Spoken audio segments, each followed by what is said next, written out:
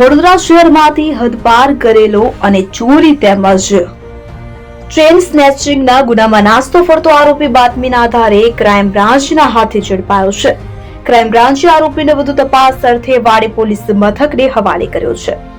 Crime બ્રાન્ચની ટીમને બાતમી મળી હતી કે મહેન્દ્રસિંહ દિલીપસિંહ સિકલીગર રહેવાસી જલારામનગર ઝુંપડપટ્ટી મહાનગર સામે ડભોઈ રોડ શહેરમાંથી હદપાર કરેલો હોવા છતાંય હાલમાં ડભોઈ રોડ પર મહાનગર સોસાયટી પાસેના વોડાના મકાનોમાં હાજર છે કે જે બાતમીના આધારે પોલીસે સ્થળ પરથી તેની ધરપકડ કરી હતી.